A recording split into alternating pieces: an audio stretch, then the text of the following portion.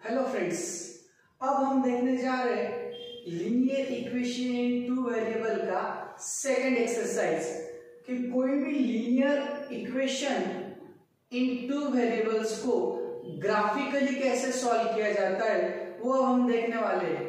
तो सबसे पहले ये चेक करना है कि जो भी इक्वेशन हमें दिया जाता है क्या वो स्टैंडर्ड इक्वेशन में है, क्या स्टैंडर्ड फॉर्म में है, क्या मतलब ax plus by plus c equal to 0। तो ये इक्वेशन तो स्टैंडर्ड फॉर्म में है, पहले x भी है, y भी है, कांस्टेंट टर्म भी है। लेकिन अगर आप यहाँ पे ऑब्जर्व करेंगे तो यहाँ पे ये इक्वेशन स्टैंडर्ड फॉर्म में नहीं है, तो सबसे पहले उसको हम स्टैंडर्ड फॉर्म में कन्वर्ट करते हैं। तो इसको कन्वर्ट करने के बाद क्या मिलेगा, माइनस एक्स, क्योंकि यहाँ पे माइनस एक्स, ये प्लस 3y और इज इक्वल्स टू 4। तो इस तरीके से हमें दो इक्वेशन स्टैंडर्ड फॉर्म में मिल गए। जैसे ही दो इक्वेशन स्टैंडर्ड फॉर्म में मिल जाते हैं तो हम दो टेबल ड्रॉ कर लेते हैं और वो दो टेबल्स वैल्यूज को पुटअप करने के लिए होते हैं x और y के। कम से कम 3 वैल्यूज आपको पुट करनी होती है क्योंकि 3 मार्क्स के लिए क्वेश्चन होता है, तो आप कम से कम 3 वैल्यूज पुट करनी है हर इक्वेशन में। तो हम बात करते हैं सबसे पहले इक्वेशन की। अब कौन सी वैल्यू पुट करनी है, सबसे पहले आप कुछ भी वैल्यू पुट कर सकते हो, चाहे वो x के जगह पे चाहे वो y के जगह पे।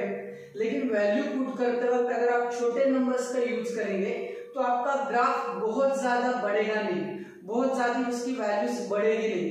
तो इसके लिए वैल्यू इंसर्ट करते वक्त हमेशा छोटी वैल्यूज पुटअप करनी है, जैसे कि 1, -1, 0, 2, -2। आप बड़ी वैल्यू भी डाल सकते हैं, उससे सिर्फ आपका ग्राफ बड़ा होगा, आंसर में कोई चेंज नहीं होगा। तो हम सबसे पहले, और आप x के जगह पे भी डाल सकते हो, आप y के जगह पे भी डाल सकते हो।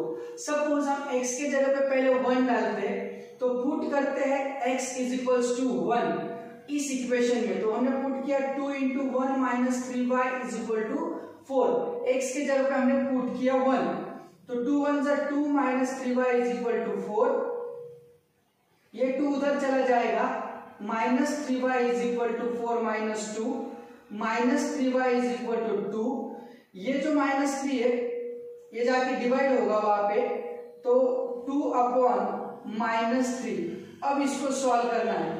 अब वो फ्रैक्शन में तो डेसिमल पॉइंट के बाद एक डिजिट तक उसको सॉल्व कर सकते हो, यानी कि आप नॉर्मल डिवीजन ही करनी होती है। तो पहले तो डिवीजन में एक नंबर को अगर माइनस साइन रहा, किसी भी एक नंबर को अगर माइनस साइन रहा तो आंसर माइनस नहीं आता है, अगर दोनों को माइनस रहा तो आंसर प्लस में आता है।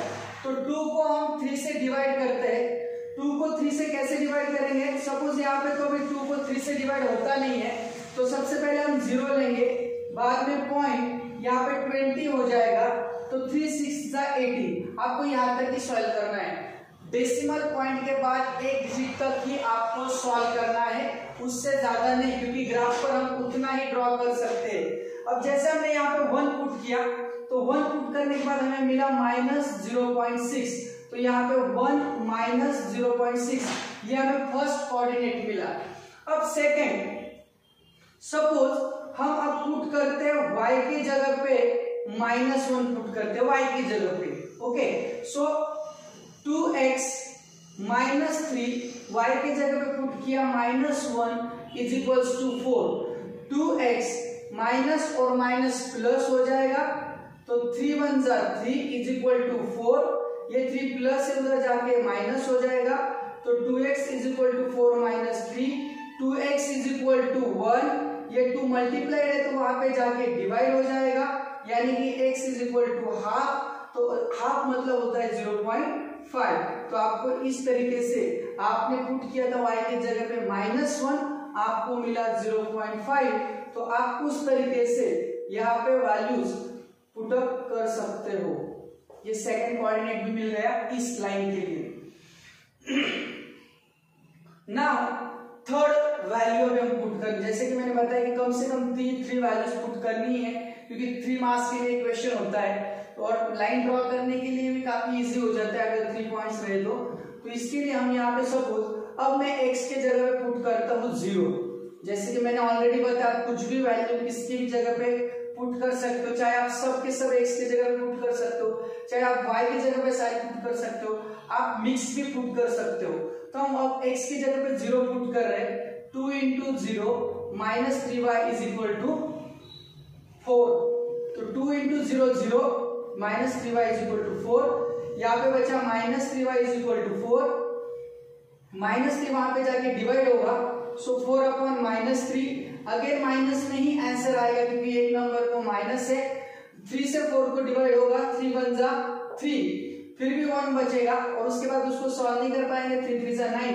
इतना भी आपने सॉल्व किया तो भी चलेगा। तो आपने जब 0 पुट किया तब आपको मिला -1.3। तो इस तरीके से आपको ये तीनों के तीनों कोऑर्डिनेट्स फर्स्ट इक्वेशन के लिए आपको मिल गए। अब जैसे आपको ये मिले, आप साइड में ग्राफ भी ड्रॉ कर सकते हो। तो आपको पता है ग्राफ कैसे ड्रॉ करना होता है, एकदम सिमिलरली वैसे हम यहाँ पे ड्रॉ करते हैं।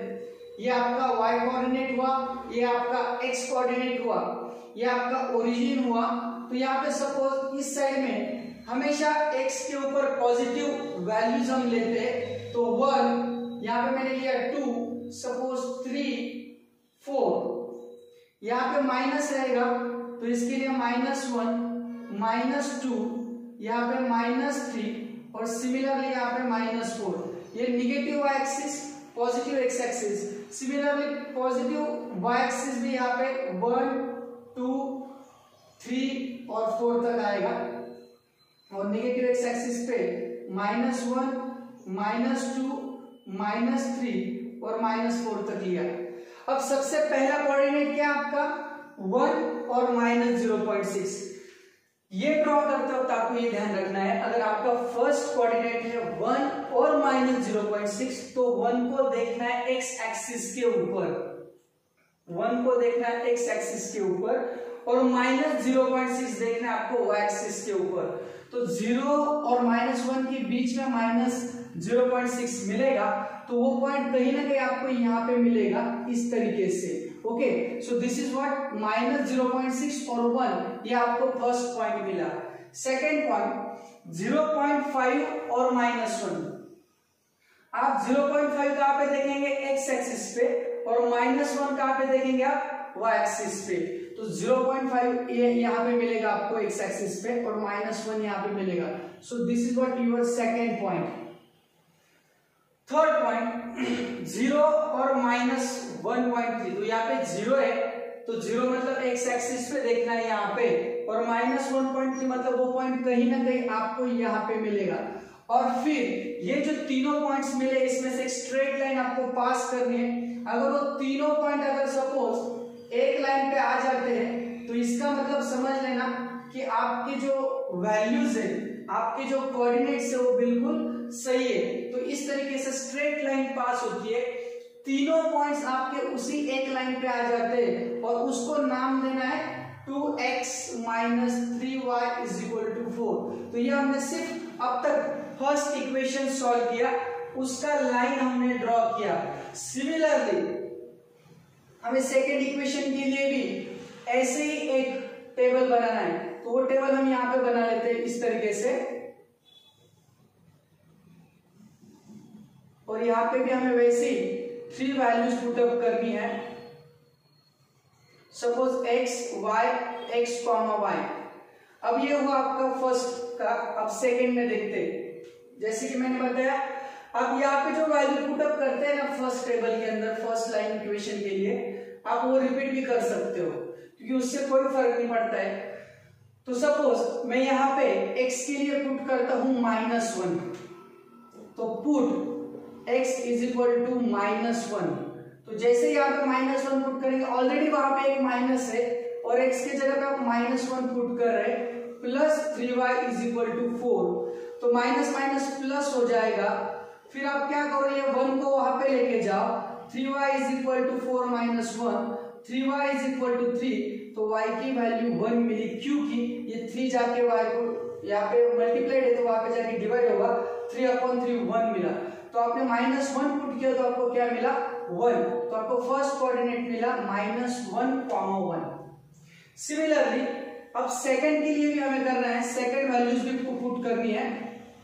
सपोज मैं यहाँ पे पुट करता हूँ -3, थोड़ा बड़ा वैल्यू पुट कर रहा हूं मैं अभी, -3 x के जगह पे, तो यहाँ पे माइनस पुट करेंगे -3 plus 3y is equal to 4, minus minus plus 3 होगा, plus 3y is equal to 4, ये 3 यहाँ पे प्लस है, वहां पे जाके माइनस होगा, तो 3y इज इक्वल टू मिला 1, ये 1 यहाँ पे 3 जाके वहां पे 1 को डिवाइड करेगा तो 1/3, और फिर हमें 3 से 1 को डिवाइड नहीं होता है, इसके लिए 0, वहां पे 10 हो जाएगा, और 3 3 9, तो इतना हमें दूसरा जो कोऑर्डिनेट मिला है -3 x के जगह पे पुटअप करने के बाद वो मिला है 0.3, तो सेकंड कोऑर्डिनेट मिला हमें -3 0.3।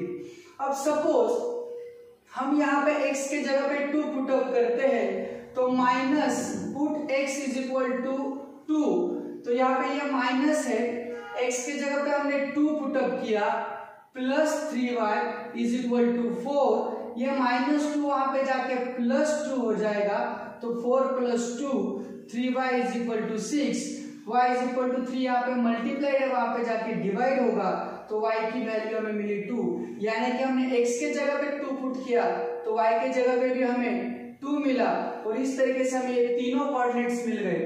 अब हमें इसका भी लाइन यहाँ पे ड्रॉ करना है, तो सबसे पहले -1 और 1 दिया है, तो -1 देखेंगे x एक्सिस पे और 1 देखेंगे y एक्सिस पे, तो यहाँ पे मिला मुझे फर्स्ट कोऑर्डिनेट। दूसरा यहाँ पे -3 है जो हम देखेंगे x एक्सिस पे, और 0.3 जो है वो यहाँ पे इस पॉजिटिव एक्सिस पे देखेंगे, तो ये कहीं ना कहीं यहाँ पे मिलेगा वो इस तरीके से, यहाँ पे दूसरा पॉइंट -3 और 0.3, और तीसरा 2,2, यानी कि वो पॉइंट कहीं ना कहीं हमें यहाँ पे इस तरीके से मिलेगा। तो आप यहाँ से इस तरीके से स्ट्रेट एक लाइन इसमें से ड्रॉ कर दो, और वो स्ट्रेट लाइन ड्रॉ करने के बाद उनका जो लेबलिंग है वो कर दो। ये कौन सा इक्वेशन था, -x + 3y = 4, और इसका क्या इक्वेशन फिर से 2x - 3y = 4। तो इस तरीके से हमें दोनों लाइन मिल जाती है। एक चीज याद रखना कि जब भी तीनों के तीनों कोऑर्डिनेट्स आपके एक स्ट्रेट लाइन पे आ जाते हैं, इसका मतलब आपने किए हुए कैलकुलेशंस करेक्ट है। अगर सपोज उन तीनों पॉइंट्स एक स्ट्रेट लाइन पे नहीं आ रहे, इसका मतलब आपने कहीं ना कहीं मिस्टेक किया है। तो सबसे पहले आप कैलकुलेशंस चेक करो, और फिर आपका जो भी प्रॉब्लम है उसको ढूंढने की कोशिश करो। इस तरीके से हम ग्राफिकली दो लीनियर इक्वेशंस को सॉल्व कर सकते हैं।